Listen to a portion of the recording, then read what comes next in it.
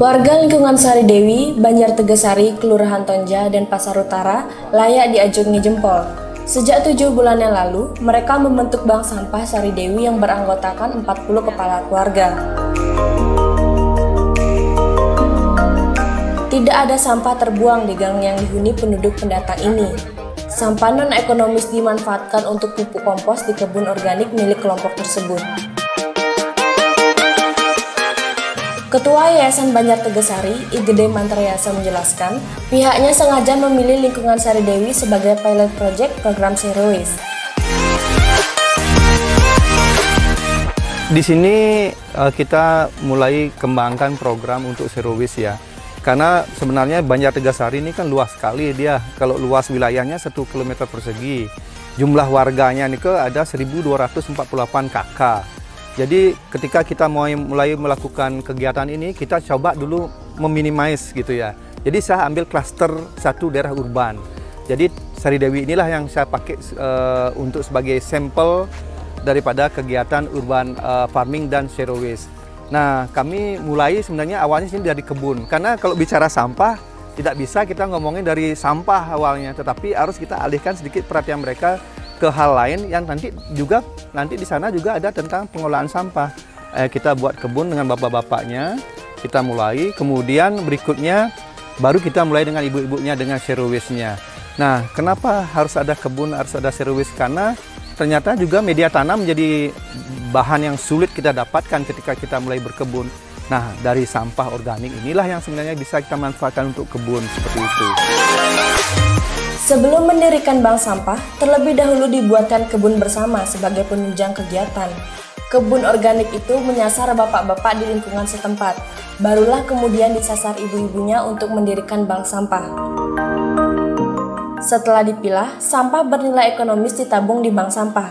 Kemudian sampah organik dimanfaatkan sebagai pupuk dan media tanam di kebun mereka. Jadi di sini kita mulai bentuk juga bank sampah untuk mengambil bahan-bahan non-organiknya. Kemudian untuk organiknya kita buat mereka komposter. Kemudian kita juga buat sumur kompos yang seperti tadi di tempat penimbangan sampah itu mereka ada 3 sumur kompos yang kedalamannya 3 meter masing-masing lubang. Jadi mereka bawa ke sana sampahnya.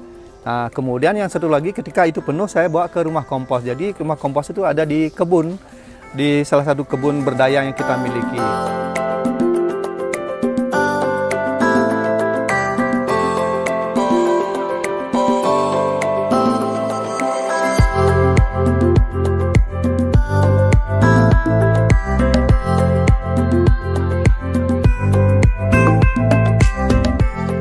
Perlahan-lahan kami coba untuk menyampaikan edukasi bahwa ketika sampah itu dikelola sebenarnya tidak seperti bayangan mereka seperti di TPA. Jadi justru seperti yang sekarang tidak dikelola pun di sana sudah banyak sampahnya. Tetapi kalau kita melengok di tetangganya kita sudah bersih.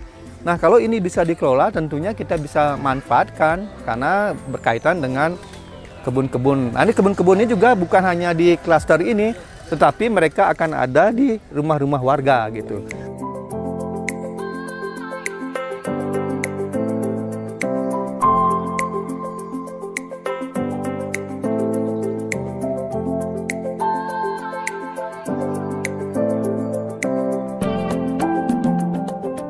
Tantangan besar sekali ya. Tapi sebenarnya bukan di masyarakat tantangannya sebenarnya. Tantangan itu ada di sebenarnya pengambil kebijakan juga. Karena sebenarnya ini kalau ini mau dijadikan gerakan skala kota Denpasar dengan perwalinya, mestinya sudah harus mulai diseriuskan gitu. Sehingga kami pun di bawah melakukan ini, mensosialisasikan ini juga bisa lebih fokus gitu. Karena gimana? Ketika surat datang bahwa TPA akan penuh dan tidak bisa membawa sampah lagi ke TPA, ternyata sampai bulan Juni tidak ada lagi kabarnya. Nah, kalau kami melakukan ini lagi berdasarkan surat himbauan, mungkin masyarakat tidak akan percaya lagi gitu. Nah, akhirnya kita lakukan kegiatan ini, solusinya secara mandiri. Istilahnya ya kami bekerja sama dengan komunitas-komunitas yang memang bergerak di bidang lingkungan. Itu partner kami yang membuat kami tetap semangat saat ini. Ia mengakui Banjar Tegasari memiliki penduduk yang cukup padat, sehingga diperlukan kesamaan visi untuk memerangi sampah agar tidak menjadi bom waktu di kemudian hari. Sementara itu, Ketua Bank Sampah Saridewi, Komang Aryani atau akrab disapa Bu Yoga, mengatakan organisasi ini sudah berdiri sejak 7 bulan yang lalu. Anggota yang mengikuti organisasi Bank Sampah ini berjumlah 40 orang. Di Bank Sampah Saridewi, pemilahan sampah di sini dinamain Service City Saridewi. Lamanya berdiri Bank Sampah ini 7 bulan ya. Dari bulan Desember kita udah berdiri.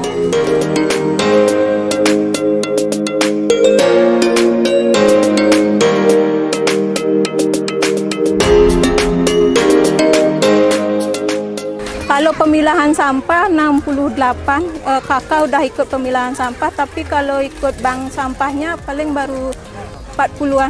Alasannya sih repot karena kerja, ribet, tapi dulu pemilahan sampahnya, bank sampahnya di sini, di rumah saya di belakang. Sekarang beralih ke depan, mungkin biar dia merangsang, biar ikut.